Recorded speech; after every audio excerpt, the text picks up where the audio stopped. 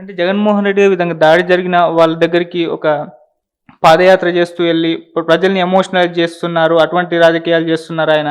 ఇవాళ కూడా సాధారణ వ్యక్తుల ఫ్లైట్‌లో ఎళ్లారు. సానుభూతి కొరకే అని జెప్పేసి వీళ్ళ తరపు నుంచి అంటున్నారు. సార్ మీరు దీన్ని ఏ విధంగా చూస్తారంటే జగన్మోహన్ రెడ్డి గారి టాక్టిక్స్? ఆయన విమానాలు ఎక్కిన దాని మీద కూడా నాలాంటి వాళ్ళు కామెంట్ చేయడం అర్థం లేదు. ఓకే.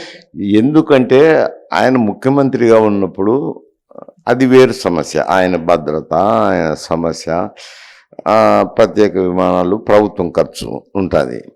ఇప్పుడు వచ్చేసరికి ఆయన ప్రతిపక్ష నాయకుని హోదా కూడా లేదు. ఒక శాసనసభ్యుడిగా మాత్రమే ఉంటుంది. శాసనసభ్యుడికి ఏ హోదా ఉంటుందో ఆ హోదాలో పోవాల్సిందే. శాసనసభ్యుడికి ఎవరికి ఫ్లైట్ టికెట్లు ఎప్పుడు లేదు. ఈవెన్ పార్లమెంట్ మెంబర్లకైనా కానీ సంవత్సరానికి 30 టికెట్లే ఇస్తారు. అంటే నువ్వు 100 కిలోమీటర్లు చేయి, 1000 కిలోమీటర్లు ప్రయాణం చేయి, ఒక టికెట్ కిందనే లెక్క, ఒక టోకన్ ఒక టికెట్ కింద లెక్క. అంటే 30 సార్లు ప్రయాణం చేయొచ్చు. కానీ అంతకంటే ఎక్కువ పార్లమెంట్ మెంబర్కి కూడా లేదు. శాసనసభ్యులకు కూడా రైల్లో కూడా ఉచిత ప్రయాణం లేదు. వాళ్ళకు టోకన్స్ ఇస్తారు. టోకన్స్ ఇస్తే ఇంత క్యాష్ కానీ టోకన్స్ ఇస్తే అది క్యాష్ రూపంలో టికెట్లు కొనుక్కోవచ్చు. ఆ టోకన్స్ ఇచ్చి టికెట్లు కొనుక్కోవచ్చు.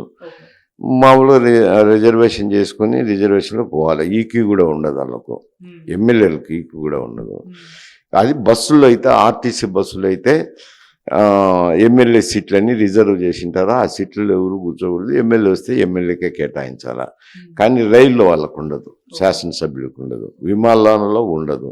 కాబట్టి వాళ్ళు కొనుక్కుంటే ఎగ్జిక్యూటివ్ క్లాస్ కొనుక్కోవచ్చు, లేకపోతే కనుక ఎకానమీ క్లాస్ కొనుక్కోవచ్చు. వాళ్ళ అభిష్టం అది. ఆయన ఎకానమీ కొనుక్కొని మనీ సేవ్ చేస్తాను, ఎకానమీ క్లాసులో పోయిండొచ్చు. దానికి ఎవరు కామెంట్ చేస్తాం? సానుభూతి ఏముంది? ఆయనకేం ఎలిజిబిలిటీ లేదు కదా. ఎమ్మెల్యేకు ఎలిజిబిలిటీ లేదు. ప్రతిపక్ష నాయకుడు అయితే, క్యాబినెట్ మినిస్టర్ అయితే కొంత ఎలిజిబిలిటీ వస్తుంది. వాళ్ళకు కూడా ఫ్లైట్లో రిజర్వేషన్ లేదు, వాళ్ళు కూడా టికెట్లు కొనాల్సిందే. అందువల్ల దాని ఈ పరిజ్ఞానం లేని వ్యక్తులు కామెంట్ చేసేది. మాకు తెలుసు కాబట్టి శాసనసభ్యుడి హోదా ఏమిటి, శాసనసభ్యుడికి వచ్చే ప్రత్యేకత ఏమిటి, అవన్నీ పెరిక్స్ అయితే మాకు తెలుసు కాబట్టి అందులో విశేషం ఏం కనపడలేదు. ఆయన అవసరం అనుకుంటే డబ్బులు ఉన్నాయి కాబట్టి ఎగ్జిక్యూటివ్ క్లాస్ కొనుక్కొని వెళ్ళిపోవచ్చు ఎగ్జిక్యూటివ్ క్లాసులో, లేదంటే ఎకానమిక్ క్లాసులో వెళ్ళిపోవచ్చు డబ్బు సేవ్ చేసుకోవాలంటే. ఆయన ఆ డబ్బు పెట్టుకొని ఏ టికెట్ అయినా తీసుకోవచ్చు. వేరే ఎమ్మెల్యే కంటూ టికెట్ ఉండేది, ఒక హోదా ఉండేది లేదు. క్యాబినెట్ మినిస్టర్కైనా రైల్వేస్లో కొంతమేరకు రిజర్వేషన్ ఏదో టికెట్ వాళ్ళు కొంటే ఈక్యూ రిలీజ్ చేస్తారు మంత్రికి. ఒకవేళ ప్రతిపక్ష నాయకుడు అయితే మంత్రి హోదా కాబట్టి ఒకవేళ ఈక్యూలు రిలీజ్ చేసుకోవచ్చు. ఈ విమానయానంలో అయితే కనుక ఏం మంత్రికి కూడా ఏం లేవు. టికెట్లు బుక్ చేసుకోవాలి. ఎగ్జిక్యూటివ్ కావాలంటే ఎగ్జిక్యూటివ్, ఎకానమీ క్లాస్ కావాలంటే ఎకానమీ. అంతే. ఆయనకు ప్రత్యేకంగా ఏం ప్రత్యేకత లేవు. ఆయన ఎమ్మెల్యేకు లేవు, ఈవెన్ మంత్రులకు లేవు. అది ఒక పార్లమెంట్ మెంబర్లకు అయితే కొంత ఉంటుంది. అంటే మొన్నటి వరకు సార్ జగన్మోహన్ రెడ్డి గారు నాకు ప్రాణహాని ఉంది, నాకు సెక్యూరిటీ తగ్గించేశారు, నాకు ముందు సీఎం రేంజ్లో ఉన్నప్పుడు సెక్యూరిటీ నాకు కావాలని చెప్పేసి కోర్టులో పిటిషన్ కూడా వేశారు. మరి ఇప్పుడు ఇంత ఒక పబ్లిక్గా వెళ్ళారు, మీరు సెక్యూరిటీ పాటించకుండా అన్నట్టుగా కామెంట్ అయితే వినిపిస్తున్నారు సార్. మరి మొన్నటి వరకు ప్రాణహాని ఉందన్న వ్యక్తి ఇప్పుడు ఇలా ఇప్పుడు ఆయనకు Z+ కేటగిరీ ఏదో ఇచ్చారు. ఎక్స్హెచ్ఈ మినిస్టర్కి ఏమైతే ఇవ్వాలనో అది ఇచ్చారు. ఆయన ఆ సెక్యూరిటీని తీసుకోవచ్చు, అడగచ్చులేండి. ప్రభుత్వానికి తప్పేం లేదు, అడగచ్చు. అది ప్రభుత్వం ఇష్టం. ఇస్తే ఇవ్వచ్చు, ఇవ్వకపోతే ఇవ్వకపోవచ్చు. అది వాళ్ళు సెక్యూరిటీ అంచనా వేసేదానికి ఒక కమిటీ ఉంటుంది. అదనంగా సెక్యూరిటీ కావాలన్నప్పుడు ఆ కమిటీ పరిశీలించి అవసరం అనుకుంటే ఇస్తారు, అవసరం లేదనుకుంటే వాళ్ళు కూడా ఇవ్వరు. దాని ఇప్పుడు ఆయనకు Z+ కేటగిరీ ఇచ్చినా కానీ వాళ్ళందరినీ ఫ్లైట్లో తొడకపోవాలా అని అంటే, ఏది Z+ కేటగిరీ వాళ్ళంతా తొడకపోవాలంటే ఈయన టికెట్లు కొనాలా. ఈయన టికెట్లు కొనాలంటే తడిసి ముప్పందం అవుతుంది.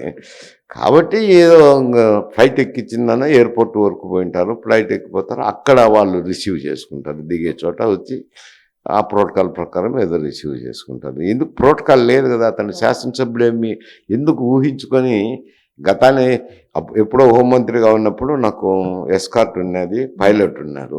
ఇప్పుడు కావాలంటే ఇస్తారా? ఎక్స్కో మినిస్టర్ అయినాక ఇవ్వరు కదా. ఎవరికైనా అంతే. చీఫ్ మినిస్టర్ ఉన్నాడు కాబట్టి చీఫ్ మినిస్టర్ హోదాలో ఆయనకు సెక్యూరిటీ కానీ ప్రోటోకాల్స్ కానీ వస్తాయి. ఇప్పుడు ప్రతిపక్ష నాయకుడు అయితే ఒక మినిస్టర్ హోదాలో సెక్యూరిటీ ప్రోటోకాల్స్ వచ్చేటివి. ఇప్పుడు ఒక శాసనసభ్యుడి సెక్యూరిటీ ఇస్తారు, ప్రోటోకాల్స్ ఇస్తారు. కాకపోతే ఈయనకు గతంలో కేంద్ర హోం మంత్రికి అప్పుడు ఉన్నప్పుడు పిటిషన్ ఇచ్చి వాళ్ళు కేంద్ర హోంమంత్రి గారు జెడ్ కేటగిరీ ఇచ్చారు. ఆ జెడ్ హోదా ఇప్పుడు ఎక్స్ చీఫ్ మినిస్టర్ అయినా ఇస్తున్నారు. అంటే అదే అప్పీల్ టాస్క్ అవుతుంది. అందులో క్యాంప్ రాజకీయాలు అనేవి అందరికీ తెలిసిందే. ఆయన ముందే నిలబడుకున్నారు కాబట్టి బొత్స సత్యనారాయణ గారిని వాళ్ళ అభ్యర్థులందరినీ ముందే క్యాంప్ పెట్టుకుంటచ్చు. అటువంటి చోట నిలబడి కూడా ఉపయోగం ఉండదు కాబట్టి వాళ్ళు సాధించుకున్నారు. దీంట్లో బలాలు బలహీనతల గురించి రాజకీయాల గురించి ఆలోచన చేయాల్సినంత అవసరం లేదు. అది స్థానికంగా పరిమితమైన ఎన్నికే. సార్ ఇటు వైసీపీ నేతలు వరుసగా అరెస్ట్ అవ్వడం చూస్తున్నాం సార్. అంతకుముందు పిన్నెల్లి, ఇంకొంతమంది, మళ్ళీ ఈయన ఒక జోగి రమేష్ వాళ్ళ అబ్బాయి కూడా అరెస్ట్ అయ్యాడు సార్. వల్లభనేని వంశీ కూడా అరెస్ట్ అయ్యే అవకాశం ఉంది అని అంటున్నారు. ఎందుకంటే ఆయనకు హైకోర్టు ముందస్తు బెయిల్ ఇవ్వలేదు. 20 వరకు ఎటువంటి యాక్షన్ తీసుకోవద్దని అన్నారు. మరి 20 తర్వాత అరెస్ట్ అయ్యే అవకాశం ఉంది అంటున్నారు. అంటే ఏమో జగన్మోహన్ రెడ్డి గారు దీనిపైన కామెంట్ చేశారు. అంటే రెడ్ బుక్ రాజ్యాంగం నడుస్తుంది, వరుసగా మా మీద కేసులు పెట్టి అరెస్ట్ చేయిస్తున్నారు. దీన్ని ఆపకపోతే అంటే ఒక పిల్లిని కార్నర్ చేసి కొడితే అది కూడా తిరగబడుతుంది, అటువంటి పరిస్థితి మాకు వస్తుంది అని అంటున్నారు. ఏంటి సార్ ఇదేమన్నా కక్షపూర్త ధోరణిలో వెళ్తున్నారా టీడీపీ, జగన్మోహన్ రెడ్డి గారు అన్నట్టు, లేకుంటే దీన్ని ఏ విధంగా చూస్తారంటారు సార్? అది కాదు, పిన్నెల్లి రామకృష్ణారెడ్డి అరెస్టుకు వీటికు రాజకీయ కక్షలు అంటే ఆయన తీసిపోయి ఈవీఎం బాల్ కొట్టింది, రచ్చ చేసింది అందరికీ తెలుసు. దాని మీద కంప్లైంట్ ఇచ్చారు, కేసు నడుస్తుంది. తర్వాత వీళ్ళవి కూడా సంఘటనలు జరిగినాయి కదా. ఒకటైతే ఏదో భూములకు సంబంధించిన వ్యవహారం అనుకుంటాం. భూములకు సంబంధించిన వ్యవహారంలో ఒక కేసు. రెండో కేసు వచ్చి తెలుగుదేశం పార్టీ ఆఫీస్ మీద దాడి చేసినారు. వాళ్ళు కంప్లైంట్ ఇచ్చినారు, విచారణ చేసింటారు. అప్పుడు అరెస్ట్ చేయకుండా ఉండింటారు. అప్పుడు వైఎస్ఆర్సీపీ ప్రభుత్వం అధికారంలో ఉంది కాబట్టి పోలీస్ యంత్రాంగం వాళ్ళ చేతుల్లో ఉన్నది కదా.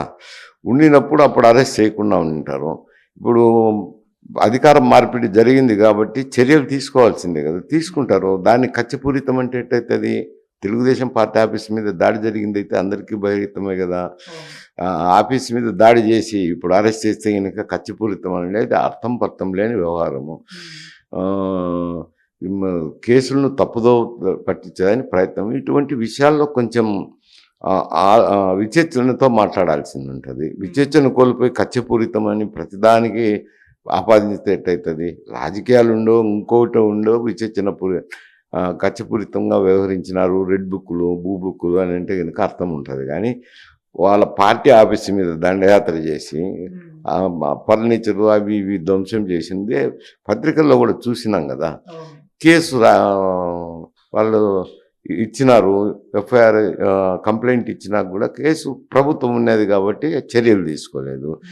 ఇప్పుడు ప్రభుత్వం అధికారం మార్పిడి పోలీస్ యంత్రాంగం చర్యలు తీసుకోవాల్సిందే కదా. చర్యలను కక్షపూరితం అంటే అది ఎట్లా ప్రజలు చూసే వాళ్ళకు కూడా అర్థం ఉండాలా మాట్లాడేటప్పుడు. అందులో నేను కక్షపూరితం అని నేను అనుకోవడం లేదు. సంఘటన జరిగింది కాబట్టి దర్యాప్తు జరిగింటుంది, దర్యాప్తులో ఇప్పుడు అరెస్ట్ చేయొచ్చు. సార్ అంటే కొంతమంది వైసీపీ వాళ్ళపైన దాడులు లేకుంటే ఈ అరెస్టులు కానీ ఇవి ఎటువంటి ప్రభావం చూపిస్తాయంటారు సార్? అంటే టీడీపీకి లాభమా లేకుంటే వైసీపీకి లాభమా? దీన్ని సెంటిమెంట్ రగిలించే ప్రయత్నం అయితే జగన్మోహన్ రెడ్డి గారు చేస్తున్నారు. మరి అంటే ప్రజల్లోకి ఇది ఏ విధంగా వెళ్తుంది, వీటి ప్రభావం ఏ విధంగా ఉంటుంది ఈ విధంగా దాడులు అరెస్టులు అనేవి? ఇది హాస్యాస్పదంగా ఉంటుంది, అంతేగాని రాజకీయంగా ఎవరు ఆలోచన చేయరు. ఈ జరిగిన సంఘటనలు అయితే ఉంటాయి, అప్పుడు చర్యలు తీసుకోకపోవచ్చు, ఇప్పుడు చర్యలు తీసుకుంటారు. ఇప్పుడు దాడి జరిగితే కనుక కంప్లైంట్లు ఇచ్చింటారు, ఆ కంప్లైంట్ పెండింగ్లు ఉంటాయి, వాటి మీద చర్యలు తీసుకుంటే దీనివల్ల రాజకీయంగా సంబంధించిన సమస్యలు ఏమున్నాయి? వాళ్ళ పార్టీ ఆఫీస్ మీద దాడి చేసినారు కాబట్టి కేసు పెట్టినారు. కేసు పెట్టినాక ఇప్పుడు వాళ్ళు దర్యాప్తు చేయకుండా అరెస్ట్ చేయకుండా అట్లే పెట్టింటారు. ఇప్పుడు చేస్తారు. అవి దాని మీద రాజకీయ ప్రభావాలు ఉంటాయి. స్థానికులకు అందరికీ తెలిసినట్టే కదా. తెలియంది ఎక్కడో ప్రపంచంలో ఎక్కడో ఉక్రెయిన్లోనా ఎక్కడన్నా జరిగితే తెలియదు లేబా ఇది అని అనుకుంటారు. ఇవన్నీ లోకల్గా జరిగిన సంఘటనలు, అందులో ప్రమేయాలు, ఎవరు చేసినారు ఎవరు చేయించినారు అనేది ప్రతి ఒక్కరికి తెలిసింటుంది. తెలిసినప్పుడు రాజకీయ ప్రభావం ఏముండదు దాంట్లో.